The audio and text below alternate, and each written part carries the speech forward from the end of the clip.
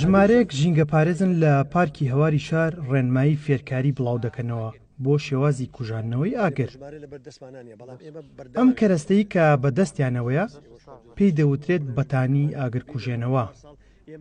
ڕێکخراانی ئەم فێرکاریە دەڵێن دەیانێت ئەو کەسانە ڕابێنن کە لە باخچە و دارستانە دەستکردەکان کار دەکەن. لە بڕووی کە پارەی کەمتر تێچرچە و هۆکاریترا ئەمە لە هەموو گوندێکە لە مشتەکەم و ماڵەکەتوانە بەکاربێنێ کەویش ئاگر بڕکردنە ئاگر بڕکردنەکە چ بریتە لە سووتانی ماوەیەک بڵێن بە درێژی بەپی گەوری و بچووکی شوێنەکە بۆ مەسافەی چەند مترێ بەپانی بە یەکێکی سووتێن لە پێشەوە بەمەش ئەکوژێتەوە بەو شێوەیە ئەگەر هات و ئاگر کەوتۆ لە شوێنەکە ئەمە بەتانیەکی ئاگرینە ناسووتێن بەتانیە چەند ئاگری بکوژێن وەکو خۆی ئەمێنێتەوە لەبەرەوەکو جاران بەگەڵایە یا بە بەتانی تەڕیا بەگەڵاوە شتێکی کردداری نەبوو یانی نەکرا ئەو گەڵای ئەسووتە گەرمە بووی ژە سووتە کەسەکەی بەدەسەوە نامە بەڵام ئەمە هەرچەند بەکاری بێنێ وەکو خۆیەتی ئاگرەکەشە کوژێنێتەوە و کەمیشی تێش شتێکی ئەوە تقریبان 18 بۆ 20,000 تێچێ خەتێک دروست ئەکا هێڵێکی ئاگر دروستەکە و جەماعەتێکیش لە دواوە ئاگرەکە ئەکوژێنەوە.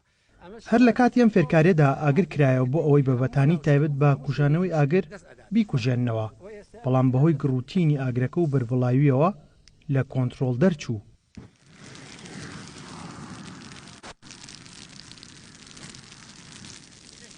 بەڵام بە هەوڵی بەردەوامی ڕێکخراانی فێرکاری ئاگرکوژێنەوە بە شێوەی زیرەکانە بە هاوکاری تیمەکانی ئاگرکوژێنەوە ئاگرەکە کۆنتترۆل کرا و هیچ زەرەر و زیانێکی نەبوو.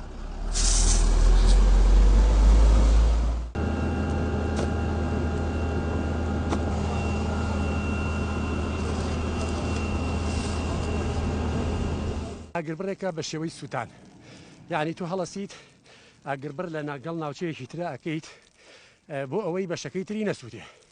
ئەم ڕێگەیە ئەگەر ئەندامەکان و تیمێکی تەواو لەبەر دەستا بن ئیشەکە زۆر سەرکەوتووە بێت و زۆر سەریع و کە مەسرف و زۆر ئاسانە.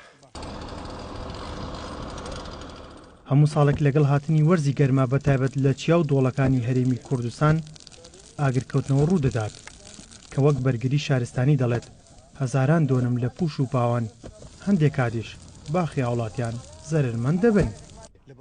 ئەحمەد ئیسماعیل گەلی کوردستان سلێمانی.